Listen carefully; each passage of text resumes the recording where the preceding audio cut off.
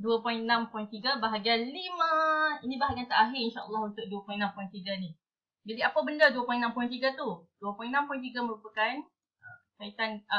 merupakan bahagian pembelajaran kita pada sesi video kali ini, iaitu untuk mengaplikasikan penggunaan alatan dan perkakasan dalam proses penyediaan reka bentuk makanan. Buku teks muka surat 150 hingga 153. Baik, ada banyak kriteria kejayaan untuk kali ini. Ini adalah latihan terakhir untuk cikgu uji sejauh mana kefahaman awak tentang kesemua alatan dan perkakasan yang telah cikgu jelaskan dalam video bahagian 1, bahagian 2, bahagian 3 dan bahagian 4. Jadi awak dah belajar, awak dah tahu, awak dah hafal, awak dah faham. Maka untuk kali ni, video bahagian 5, cikgu akan tunjukkan latihan dan penilaian untuk tengok sama ada awak boleh aplikasikan tak kefahaman dan pengetahuan awak berkaitan dengan alatan dan perkakasan dalam penyediaan reka bentuk makanan. Jadi, mari kita masuk ke bahagian pengujian dan penilaian. Jangan risau, cikgu akan bimbing macam mana nak buat. Latihan dan penilaian. Baik. Latihan mudah sahaja. Cikgu tunjukkan dulu contoh macam mana nak buat latihan yang cikgu tugaskan kepada awak ni. Okey, contoh. Cikgu akan berikan satu jenis makanan. Macam contoh ni, cikgu akan bagikan rendang ayam. Dan ini adalah gambar rendang ayam. Kalau awak ingat, inilah gambar yang cikgu tunjuk pada mula-mula video bahagian pertama. Baik, apa yang cikgu nak awak buat, lepas awak tengok gambar makanan ni, awak bina jadual seperti ini. Dalam jadual ni, awak kena senaraikan 4 jenis alatan, iaitu alatan memotong, alatan membentuk, alatan menghias, alatan menghidang dan perkakas. Jadi, disebabkan topik kita ialah berkaitan mengaplikasikan penggunaan alatan dan perkakasan dalam penyediaan reka bentuk makanan. Jadi, cikgu nak uji bagaimana awak bagaimana sesuatu penyediaan reka bentuk makanan tu memerlukan kepada alatan dan perkakasan. Jadi, caranya ialah tengok gambar makanan ni dan awak cuba fikir setakat pengetahuan awak, agak-agak apa alatan yang diperlukan dalam proses untuk menghasilkan rendang ayam ni. Daripada ayam seekor bentukan menjadi rendang ayam. Apa alatan dan perkakasan yang diperlukan? Jadi kita mulakan dengan alatan memotong terlebih dahulu. Awak telah mempelajari bahawasanya alatan memotong dalam buku teks awak telah diperkenalkan dengan 6 alatan memotong. Semuanya adalah pisau. Pisau syah, pisau paring, pisau boning, pisau penyisir, pisau pengupas, pisau bergerigi dan pisau apa satu lagi? Chef paring. Pisau mincing ataupun pisau bulan sabit. Ada 6 pisau. Pisau syah, pisau paring, pisau penyisir ataupun pisau boning, pisau bergerigi ataupun bahasa kampung pisau roti, pisau mincing ataupun pisau bulan sabit dan pisau pengupas, peeler. Jadi awak fikir, untuk menyediakan rendang ayam ni, ayam mestilah dipotong. Jadi ayam ni dipotong guna pisau apa? Dalam 6 jenis pisau tadi tu, pisau apa yang digunakan? Ya, betul. Pisau chef ataupun pisau tukang masak yang digunakan. Perlu tak kita buang tulang daripada isi ayam ni? Tak perlu. Sebab biasanya rendang ayam ni dibuat dalam keadaan ayam tu berserta dengan tulang ni lah. Kita tidak buat proses deboning ataupun membuang tulang. Jadi pisau penyisir diperlukan ke tak? Tak perlu. Kemudian pisau paring. Pisau paring kita guna ke tak? Rendang ayam melibatkan penggunaan bawang. Ya, perlu guna pisau paring sebab untuk membantu memotong bawang dan membantu mungkin untuk memotong halia lah dan sebagainya. Pisau mincing ataupun pisau bulan sabit diperlukan tak? Perlu tak dirincik-rincikkan bahan-bahan dia? Perlu sekiranya tak perlu sebenarnya. Tak perlu. Sebab bahan-bahan ni dibantu oleh perkakasan juga. Kemudiannya peeler ataupun pisau pengupas. Perlu ke tak? Kalau letak kentang, ya. Kalau rendang, mana? Ada rendang letak kentang ke tak? Rendang tak letak kentang. Gulai ayam baru letak kentang. Jadi tak payah filler. Tak payah pisau pengupas. Dan pisau bergerigi. Perlu ke tak? Tak perlu sebab tak letak roti dan sebagainya. Jadi awak pun dah tahu untuk menghasilkan rendang ayam, ada 2 pisau yang digunakan untuk alatan memotong, iaitu pisau tukang masak dan pisau pari. Kemudian kita bergerak kepada alatan membentuk. Awak telah mempelajari bahawasanya alatan membentuk ada 4. Awak tahu kata alatan membentuk ada pisau ukir. Kemudian ada pisau turning. Kemudian awak juga tahu kata ada Parisian scoop. Dan ada satu lagi. Apa satu lagi untuk membentuk? Oh, cutter. Cutter ataupun penerak. Jadi bila awak tengok balik pisau ukir, perlukah mengukir apa-apa untuk rendang ayam? Tak perlu. Kemudian awak tengok pula pisau turning. Perlu ke tak? Mungkin perlu sekiranya awak nak kupas bawang, tapi disebabkan dah ada pisau paring, so tak perlulah pisau turning ni.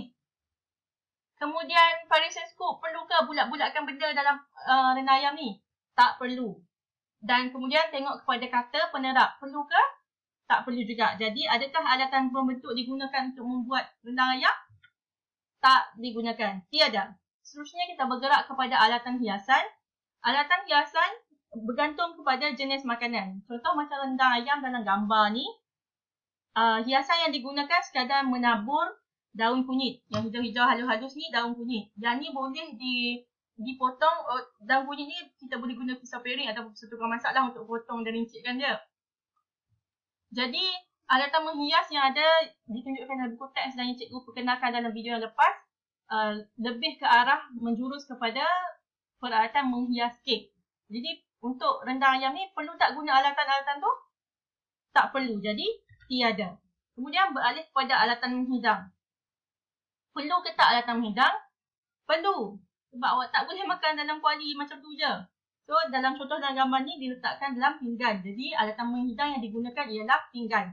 Kalau awak tapau, bekas makanan lah awak gunakan. Kemudian kepada jenis yang terakhir iaitu perkakas. Okay, kita tengok perkakas pula. Rendang ayam dibuat resepi dia bawang segala bawang apa semua tu dikisar. Jadi dia memerlukan kepada pengisar pelbagai guna. Dia kena guna pengisar jus tak? Tak perlu sebab ni bukan jus, ni makanan. Dia kena guna bread maker tak? Tak perlu, tu bukan, ni bukan roti, ni makanan, ni rendang. Jadi tak perlukan segala benda tu. Perlukan ketuhar tak? Tak perlu. Kita masak atas kuali, atas periuk, tak dibakar rendang ayam. Jadi tak perlu segala benda tu. Satu perkakasan sahaja yang digunakan iaitu pengisar pelbagai guna. Jadi inilah contohnya. Jadinya awak tahu untuk menghasilkan rendang ayam iaitu salah satu jenis reka bentuk makanan. Untuk menghasilkan rendang ayam ni, inilah peralatan-peralatan yang digunakan. Peralatan dan perkakas yang digunakan. Jadi ni cikgu dah tunjuk contoh. Cikgu berikan 2 latihan. Cikgu berikan 2 latihan. Cikgu nak awak buat. Buatlah dekat buku ataupun dekat kertas kosong. Nanti untuk kelas, untuk murid-murid RBT sekolah cikgu, tolong ambil gambar latihan yang telah siap dan hantar kepada cikgu untuk cikgu semak. Cikgu tanda dan cikgu bagikan markah. Ini layak untuk diberikan tahap prestasi. Cikgu akan ukur awak punya PBD. Baik. Jadi latihan yang pertama, ayam panggang. Ini contoh gambar dia. Awak tak payah lukis lah yang ni. Awak tengok je kat video cikgu ni. Ataupun awak imagine je lah ayam panggang yang ada. Baik, ini adalah ayam panggang. Jadi awak buat jadual seperti ini. Senaraikan semua jenis alatan ni. Alatan memotong, membentuk, menghias. Kemudian daripada setiap alatan tu, awak rujuk balik. Kalau alatan memotong ada 6. Awak imbas kembali 6 alatan tu dan ingat kembali fungsi dia tu. Kemudian kaitkan, adakah setiap alatan tu digunakan untuk menghasilkan ayam panggang ni? Adakah awak rasa macam pilar digunakan, pisau pengupas digunakan waktu menghasilkan ayam panggang? Awak ingat balik fungsi pilar untuk apa? Macam tu. Macam cikgu buat seperti mana contoh cikgu buat untuk rendang ayam tadi. Sama juga alatan membentuk, ingat balik ke 4 alatan membentuk yang telah awak pelajari. Kemudian kaitkan balik dengan ayam panggang. Adakah sepanjang proses untuk menghasilkan ayam panggang ni diperlukan alatan membentuk? Kalau perlu, apa alatan membentuk yang digunakan?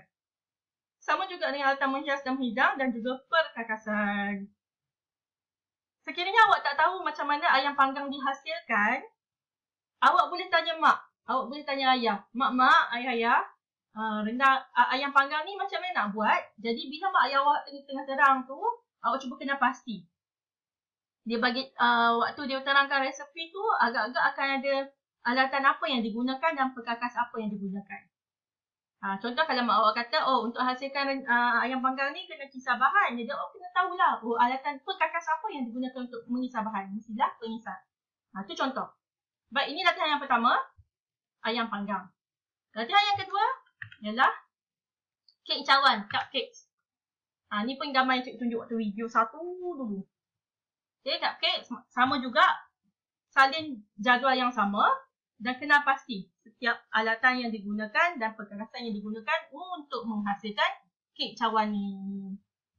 Okay, mudah sahaja sekiranya awak telah mengingati kesemua alatan-alatan yang ada dalam jenis alatan dan perkakasan. Ini masanya untuk awak keluarkan balik apa yang awak dah tahu, apa yang awak dah telah pelajari, apa yang awak telah faham, keluarkan balik dan masukkan ke dalam jadual ni. Jadi awak nampaklah bagaimana setiap resepi mempunyai memerlukan kepada penggunaan alatan dan perkakasan yang tertentu. Tak semua makanan memerlukan semua perkakas, semua alatan, bergantung pada jenis makanan tu. Baik.